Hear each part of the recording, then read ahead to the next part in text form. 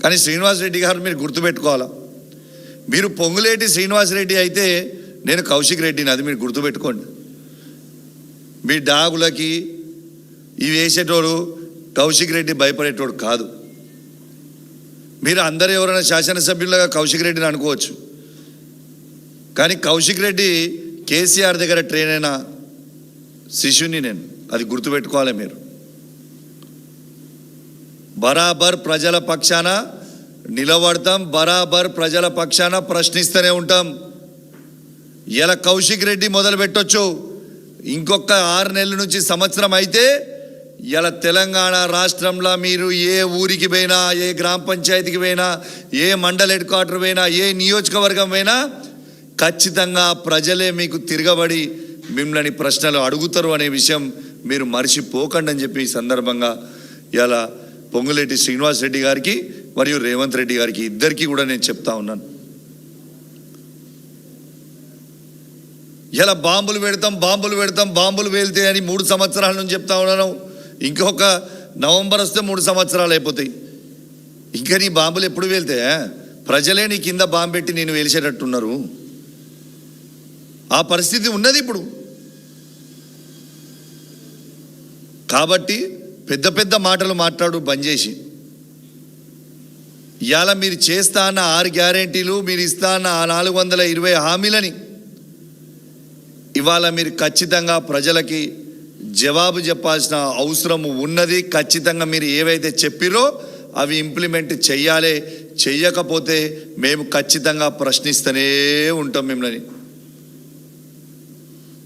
లేదు నువ్వు 8,21,000 కోట్ల అప్పుని అని అబద్ధాల ప్రచారం ఆడుతున్నావు కదా, నీకు దమ్ముంటే అసెంబ్లీలో చర్చ పెట్టు. మళ్ళా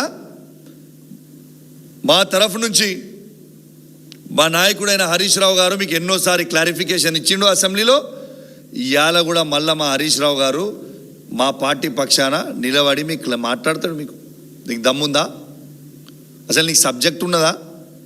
సబ్జెక్ట్ లేదు, ఏమీ లేదు, అంత డొల్లా. డబ్బు అహంకారం ఎంత పెరిగిపోయిందంటే ఇలా నేనేదో డబ్బులుంటే, నాకేదో అధికారం ఉంటే ఈ రాష్ట్రంలో నేను ఏం చేసినా నడుస్తుందని అనుకుంటున్నాను. కానీ పొంగులేటి శ్రీనివాసరెడ్డి గారు everyday is not a Sunday, గుర్తుపెట్టుకోండి. ఇలా నువ్వు ఇలా ఏందో పెద్ద కాంగ్రెస్ పార్టీ జెండా మోసి ఇలా మొత్తం నీ పుట్టుకలు కాంగ్రెస్ పార్టీ అన్నట్టు నువ్వు మాట్లాడుతూ ఉన్నావు.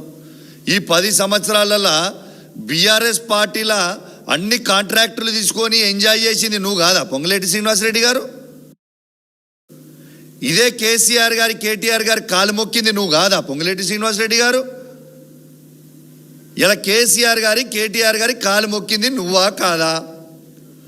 ఇలా వారి కాలు మొక్కిన తర్వాత వారి దగ్గర మొత్తము పనులు చేసుకొని ఇలా వాళ్ళని వెన్నుపోటు పొడిచి ఇలా మీరందరూ కూడా ఏందో పెద్ద మేము హీరోలం అని చెప్తా ఉన్నారు.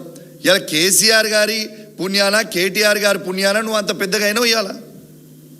లేకుంటే నీ పరిస్థితి ఏంది? ఇలా వాళ్ళనే నువ్వు తిడుతున్నావు. మనసు సాక్షిగా వాస్తవంగా తిన్నింటి వాసాలని నువ్వు లెక్క పెట్టకు పొంగులేటి శ్రీనివాసరెడ్డి గారని నేను అడుగుతా ఉన్నాను. కాంగ్రెస్ పార్టీ అసలున్న కాంగ్రెస్ పార్టీలు ఉన్న వాళ్ళు అందరినీ పక్కకు పెట్టిరు. ఈ దొంగ కాంగ్రెస్ ఉన్న వాళ్ళు అందరూ మాట్లాడుతూ ఉన్నారు. ఇది ఆశ్చర్యంగా ఉన్నది. అసలున్న కాంగ్రెస్ వాళ్ళు ఉత్తమ్ కుమార్ రెడ్డి గారు, శ్రీధర్ బాబు గారు, పొన్నం ప్రభాకర్ గారు, దామోదర్ రాజ్ నరసింహ గారు, కోమటిరెడ్డి వెంకటరెడ్డి గారు, కోమటిరెడ్డి రాజగోపాల్ రెడ్డి గారు, ఎవరైతే అందరూ జెండాలు మోచిరో వాళ్ళందరినీ పక్కకు పెట్టిరు. ఇంకా ఎంతో మంది చిన్న చిన్న కార్యకర్తలు, వాస్తవంగా కాంగ్రెస్ పార్టీలో ఉన్న చిన్న చిన్న కార్యకర్తలు ఎంతోమంది జెండా మోసి 10 సంవత్సరాలు వాళ్ళు ఎంతోమంది ఉన్నారు. కానీ పాపం వాళ్ళని ఎవరు దేక్తలేరు. గద్దలు వచ్చినట్టు వచ్చి కూర్చొని రేవంత్ రెడ్డి గారు, పొంగులేటి శ్రీనివాసరెడ్డి గారు వాళ్ళు ఇష్ట రాజ్యం చేస్తూ ఉన్నారు. కానీ ప్రతి కాంగ్రెస్ పార్టీ కార్యకర్త ఇలా రాహుల్ గాంధీ గారు